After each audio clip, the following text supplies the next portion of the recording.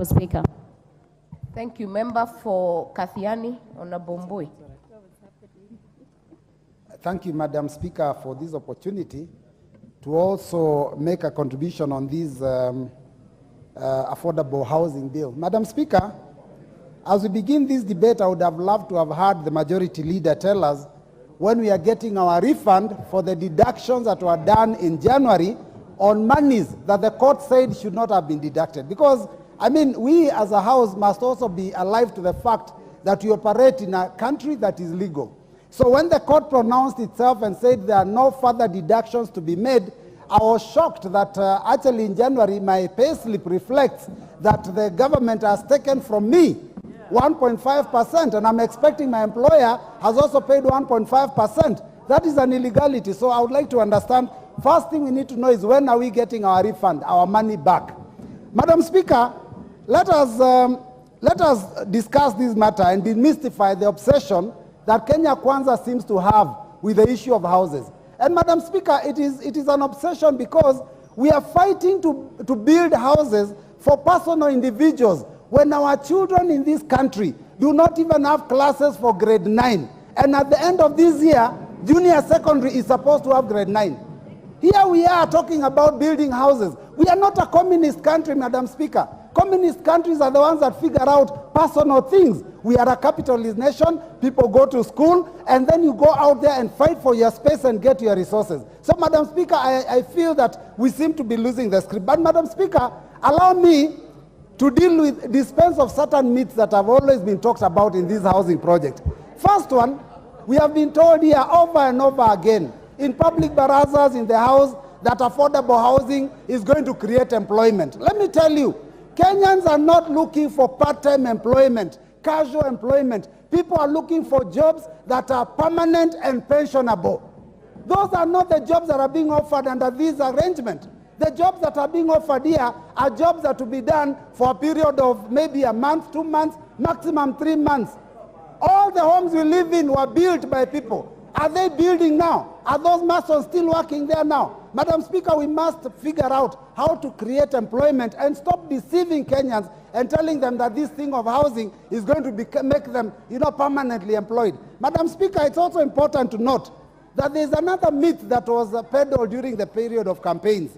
And people are told it's bottom up. The people at the bottom of the bracket are going to be brought up. Madam Speaker, now it is clear that border and mama mboga that were talked about during campaign trail are going to be deducted money for houses that they will probably never own because they can't afford them. Madam Speaker, that is the reality. But Madam Speaker, let's talk about some of these issues that are also constitutional. The issue of housing is actually devolved to the county governments. Fourth schedule is very clear about the responsibilities that are assigned to national government and those that are assigned to the county governments. And I want to confirm that part 2, subsection 8 of the fourth schedule clearly indicates that housing is actually a function of county government. So, Madam Speaker, as we deal with this, we must know that the national government has only got one role, and that is policy. Not implementation, not in building houses, not in getting land from members, that is not the purpose of the national government. Madam Speaker, on the matter of the levy, because this is one of those things that even when Kenyans did public participation, they said no to.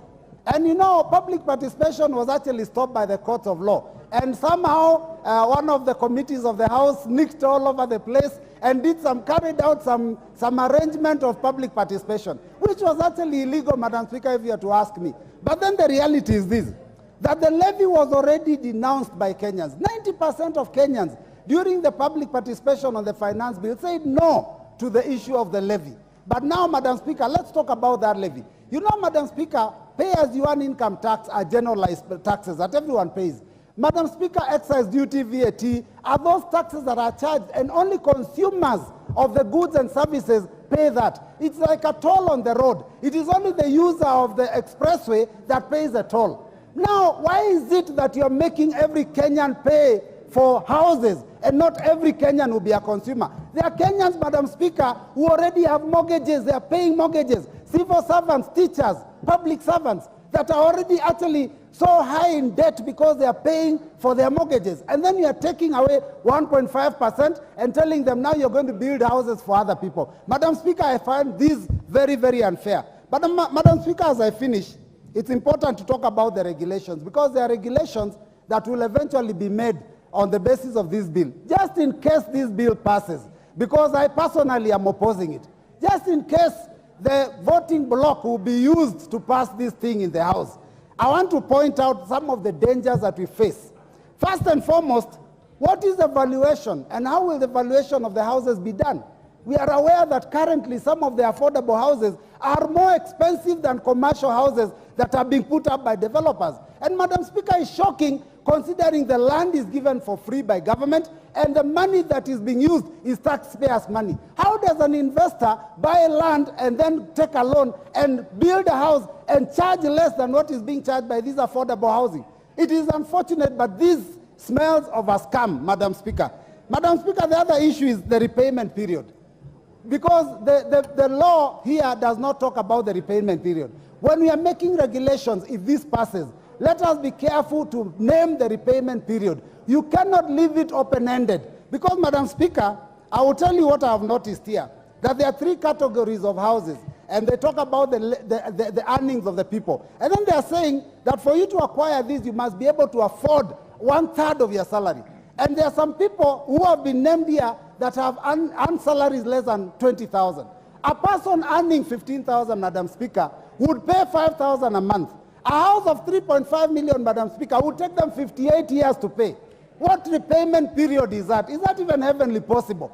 Who can start working and be paying for a house for 58 years? So the repayment period must be thought through and discussed and put in the regulations so that we can address it. And finally, Madam Speaker, the Section 31, subsection B, talks about application for allocation. And it says that the agency will make decisions on any other information that may be determined. In essence, what we are doing, we are actually inappropriately delegating powers of this House to the Cabinet Secretary. Because the minute you say that they can make regulations further, they can make those decisions later, and you're not asking or compelling within the bill that this be part of the regulations, then it means you're giving them an open check. They can decide tomorrow it is tall people who will get the houses, it is short people who will get the houses, it is people of less than so many kilos. Madam Speaker, we must be very, very specific. But with those few remarks, Madam Speaker, I feel that this, Madam Speaker, is a bill that we cannot support, and I oppose. Before we get to the next speaker, allow me to acknowledge students in the public gallery. Number 1, Diamond Junior School from Starehe constituency, Nairobi, and USIU Africa students from Roysambu, Nairobi County. On your behalf and the House, we welcome them to observe the proceedings of the House.